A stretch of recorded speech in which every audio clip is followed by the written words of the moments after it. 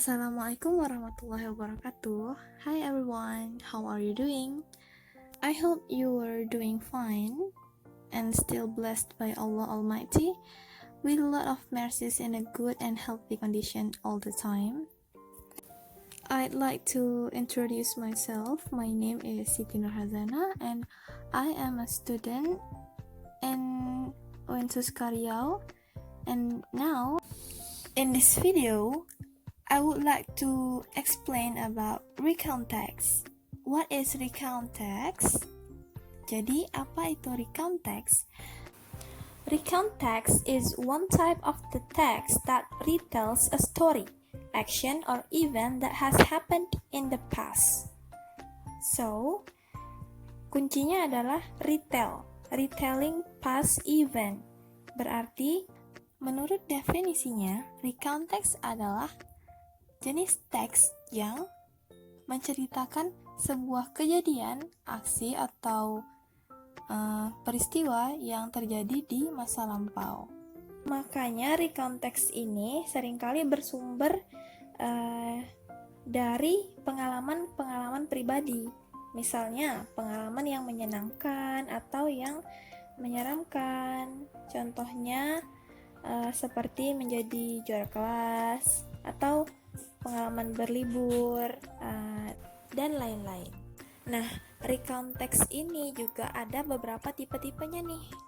Yang pertama yaitu personal recount. Personal recount itu jenis teks recount yang menceritakan pengalaman pribadi si penulis. Yang kedua, historical recount.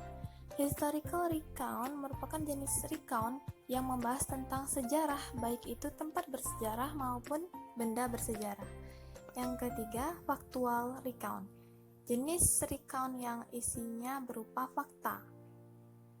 Berupa fakta di sini maksudnya kejadian fakta yang terjadi di masa lampau. Dan yang terakhir yaitu imaginative recount. Jenis recount yang isinya bersifat fiksi dan penulisnya menuliskannya sebagai suatu kejadian di masa lalu. Contohnya yaitu novel-novel yang bersifat fiksi dan berlatar di masa lalu. Well, sekarang kita ke tujuan dari teks ini. The purpose of the text is to entertain the reader. In addition, this text also aim to provide information. Jadi, tujuan dari recount text adalah untuk menghibur pembaca dan sekaligus memberikan informasi-informasi. Nah, selanjutnya, generic structure of the text. Ada 3 bagian yaitu orientation, events, and reorientation. Yang pertama, orientation. Orientation adalah kalimat pembuka yang menceritakan orang yang terlibat, waktu kejadian, dan tempat dan peristiwa yang terjadi. Jadi ini tuh kayak opening dari sebuah cerita gitu, untuk masuk ke sebuah cerita. Nah, selanjutnya events. Events adalah kalimat-kalimat inti yang menjelaskan apa saja yang dilakukan atau yang terjadi di masa lalu. Nah, di bagian ini tuh diceritain runtutan kejadian dari awal sampai berakhirnya sebuah peristiwa itu terjadi di masa lalu itu gitu. Jadi dari awal, dari A sampai Z itu dijelasin di events. Nah, yang terakhir itu reorientation.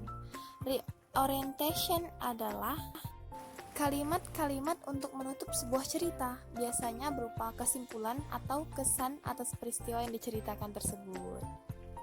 Setelah generic structure-nya, kita lihat language features atau apa aja yang harus ada, unsur kebahasaan yang harus ada di recount text ini. Yaitu yang pertama menggunakan past tense. Karena recount text ini menceritakan pengalaman yang terjadi di masa lalu, maka wajib menggunakan bentuk tenses yaitu simple past tense atau bentuk-bentuk past tense yang lain gitu. Kemudian recount text ini banyak menggunakan action verb karena banyak kegiatan atau hal-hal yang berhubungan dengan kata kerja seperti pada events bakal terdapat kayak kata kerja seperti run, go, swim, play, walk, talk, dan lain-lain. Dan juga menggunakan noun phrase seperti I, she, he, it, karena dalam suatu peristiwa itu membutuhkan spesifik noun phrase atau yang menjadi tokoh utama dalam suatu cerita. Kemudian ada adverb atau adverbial phrase, yaitu lebih menekankan ke keterangan waktu, keterangan tempat, dan suasana. Lalu adjektif ini lebih menekankan kepada kesan si penulis ketika peristiwa itu berlangsung.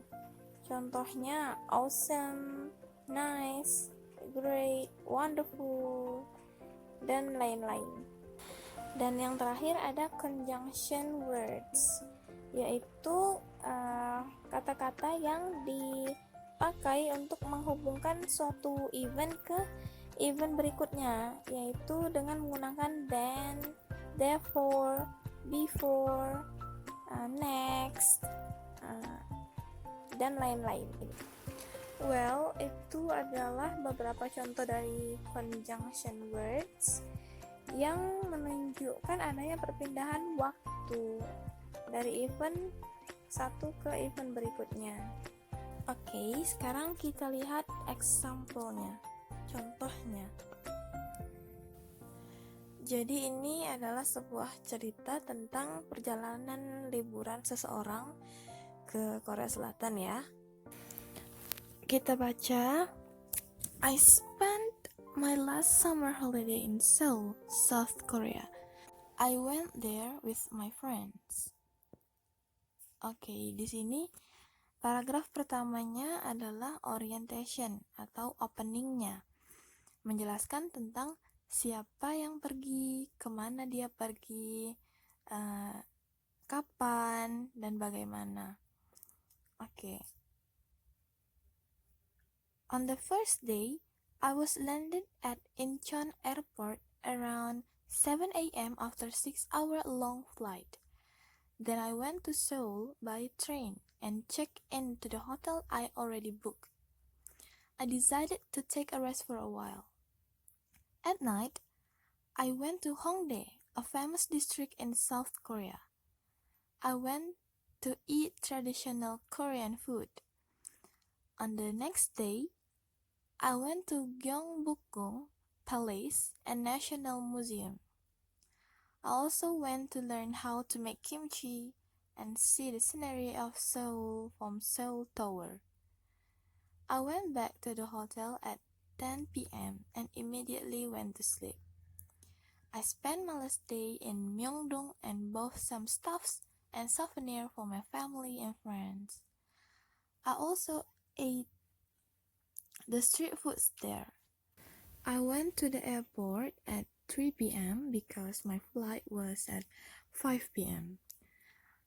Nah, jadi paragraf kedua ini adalah berisi tentang events dan menjelaskan apa saja hal-hal yang dilakukan si penulis selama berada di South Korea atau Korea Selatan itu. Dari pertama dia datang on the first day until the last day. Okay.